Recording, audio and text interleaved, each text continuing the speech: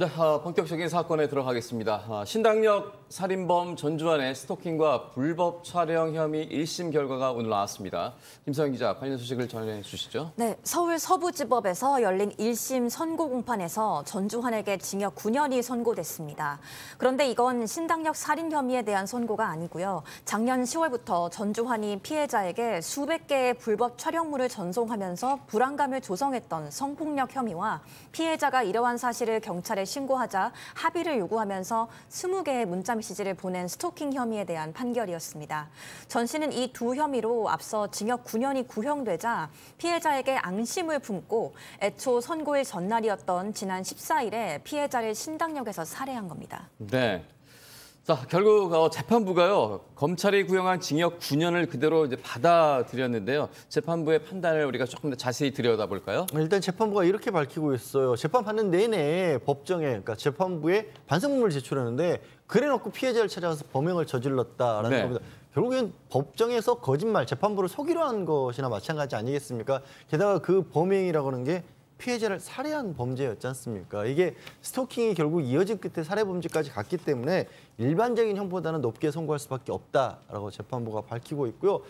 스토킹 자체도 이미 지난해 10월에 피해자가 신고를 해서 그때 경고를 받았다는 거예요. 별도로 처벌받을 수도 있다는 것도 처벌을 받았는데도 불구하고 카메라 불법 촬영에서 협박하고 또 그 경찰의 경고에도 불구하고 스토킹까지 해서 2개로 지금 기소가 됐던 거거든요. 네. 재판부로서는 뭐 검찰이 9년을 구형했으니까 구형을 선고했지만 더 구형했으면 더 선고할 수밖에 없었습니다. 네.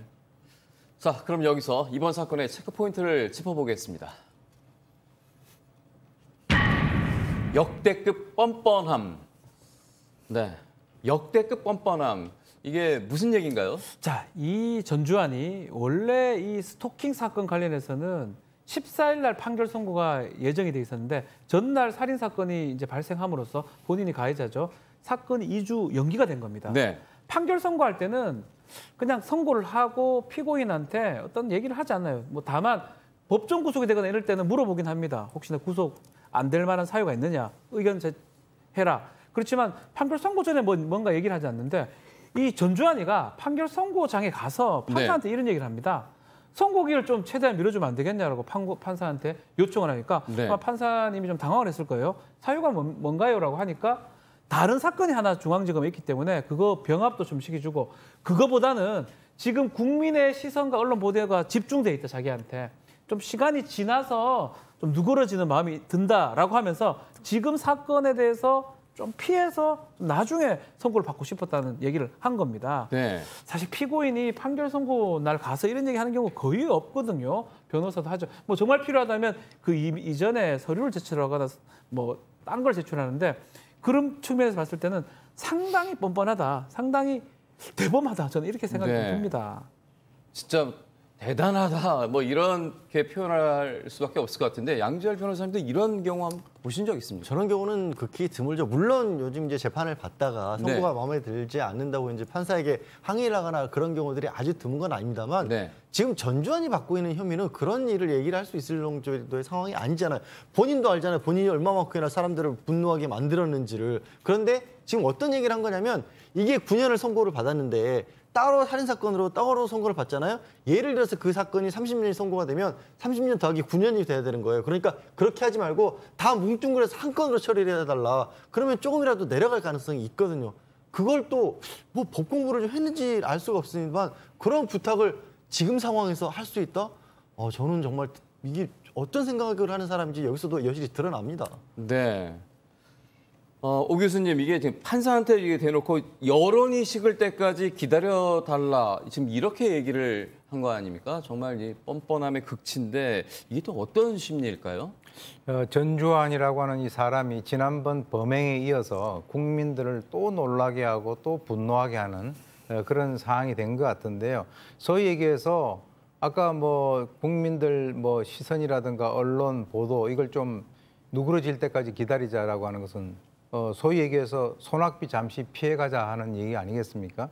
그야말로 이제 후한무치, 즉 얼굴이 상당히 두껍다라고 우리가 볼 수밖에 없고 사건 병합 문제까지를 갖다가 거론을 하면서 자기가 그것에 대해서 얘기할 정도의 정신적 여유가 있다라고 보는 것인데 이것은 보면 상당히 자기가 무슨 일을 저질렀는지보다는 앞으로 자기가 살게 될 그 형에 있어서 조금이라도 적게 받기 위한 매우 자기 중심적인 그런 어떤 사고 심리, 즉 다시 말해서 전체적으로 볼 수 있는 그러한 어떤 그 시각을 보는 것이 아니라 자기의 앞에 자기 발등 위에 있는 불만 바라볼 수 있는 이런 어떤 그 편협적인 그런 시각을 가지고 있기 때문에 저런 얘기를 갖다가 하고 있는 것 같은데, 이런 걸 하면 할수록 본인이 의도하는 대로 국민들의 시선이 멀어지는 것이 아니라 국민들의 분노가 증폭될 수 있습니다.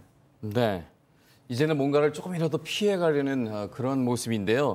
이번 스토킹 불법 촬영 혐의 1심 판결이 살해 혐의 재판에 또 영향을 주지 않을까요? 지금 피해자에 대한 살해 혐의는 일반 살인죄가 아니라 보복살인 적용을 받고 있거든요. 네. 그러면 뭘 보복했는지가 이번 1심 판결이 이런 결과가 나왔기 때문에 이런 일로 자신이 이 처벌을 받을 위기에 있기 때문에 보복을 했다는 게 논리적으로 연관성이 성립이 되는 겁니다. 네. 그래서 재판부에서도 이번에 굳이 설명해 줄 필요도 사실 없었지만 재판장이 인내심을 가지고 이건 별도로 선고할 필요가 있다라고 한 취지에는 그런 것도 포함이 되어 있는 겁니다. 이게 유죄가 확실히 되면 그 증거를 가지고 고스란히 그걸 증거로 삼아서 이런 상황이었기 때문에 별도로 보복 범죄를 저지른 겁니다라는 걸로 이어질 수가 있습니다. 네. 전주환이 서울교통공사 입사할 때 그 음란물 유포 혐의로 이 전과가 있었는데요. 문제없이 채용됐었다는 얘기 전해드렸었죠.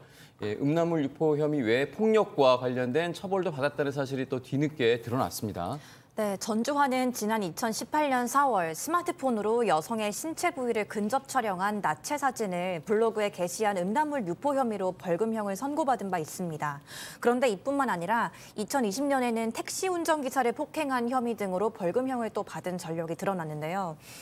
전주회 국민의힘 의원이 입수한 서부지검 공소장 2건에 따르면 전주환은 2020년 10월 16일 저녁 오후에 서울 은평구에서 술에 취한 채 택시를 타고 가다가 운전 중인 운전기사를 폭행한 혐의를 받았습니다.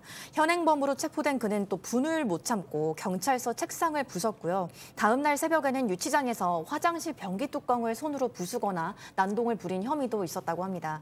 결국 전주환은 폭행 및 공용물건 손상 등 혐의로 약식 기소돼 벌금형을 또 받았습니다. 네, 참 여러 가지 일이 있었네요. 예, 범죄 전력이 한두 개가 아닌데요. 게다가 이 죄질도 보신 것처럼 상당히 안 좋습니다. 음란물 유포, 또 폭행, 스토킹, 그리고 살해까지요. 끊임없이 지금 범행이 이어지고 있는데요. 오 교수님 어떻게 보십니까? 사실 이제 이번 사건을 계기로 해서 저것이 알려졌지. 저 사람이 지금까지 그 표면적으로 알려지기로는 굉장히 좋은 그 직업을 가지고 있는 그런 사람으로 알려졌습니다. 그런데 이제 실제로 이 사람의 그 범죄 그 궤적을 우리가 본다면 성적으로 상당히 좀 뭔가 이렇게 왜곡되고 잘못 오리엔테이션이 되어 있는 것 같고요.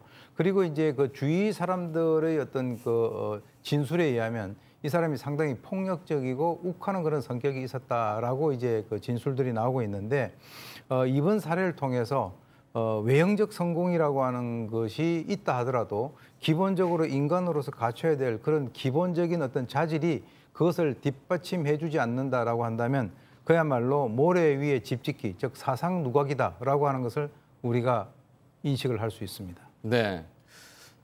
범죄 전력이 참 많았는데 지난해 10월 그 피해자에 의해서 고소를 당했을 때 이 불구속 처리됐던 거 굉장히 이해가 되지 않는 부분이면서도 그 타이밍이 너무나 안타까웠습니다. 너무 아쉬운 부분이 네. 그 부분입니다. 그때 만약에 구속이 됐다 그러면 이런 살인까지 가지 않았을 거라는 당연한 얘기이기 때문에 그 네. 부분이 좀 아쉬운데요. 구속의 원칙은 불구속이 맞습니다. 그냥 구속을 하려면 증거인멸 우려라든지 도주 우려, 여기서 더 나아가서 피해자한테 복수라든지 보복의 가능성, 위해의 가능성이 있으면 영장을 발부할 수 있는 거거든요, 판사는. 또 좀 더 제가 나가서 재판하는 과정에서라도 예컨대 지금 스토킹 범죄인데 9년이 구형이 됐습니다. 검찰이 스토킹 범죄에서 9년 정도 구형한 걸 제가 본 적이 없거든요. 아직 스토킹 범죄가 이제 그 법이 만들어진 지 얼마 안 됐기 때문에, 그렇다면 검찰 역시 이 사건을 진행하면서 상당히 중한 범죄라고 생각했던 겁니다. 그렇다면 그 재판하는 과정에서라도 구속영장이라든지 구속을 청구를 했었으면 하는 아쉬움이 계속 드는 게 지금까지 계속 그 마음이 생각이 듭니다. 네. 그 타임을 너무 우리가 안타깝게 놓친 거에 대해서 너무나 많은 분들이 마음 아파하고 있는데요. 이런 가운데 오늘 전주환의 구속 기간이 연장이 됐죠? 네, 이렇게 좀 뭐 중대한 범죄를 저질렀을 경우에 구속 기간 연장되는 건 많이 있습니다. 일반적으로 있고 검찰 단계에서는 처음에 열흘이고 열흘까지 더 수사를 할 수가 있는 거고요. 밝혀져야 될 부분들이 꽤 꼼꼼하게 따져봐야 될 부분들이 있죠. 일단은 당연히 보복살인으로 보이지만 도대체 어떤 동기를 가지고 했는지 그리고 어떻게 계획을 세우는지 본인은 우발적인 것도 초기에 주장하고 그랬기 때문에요.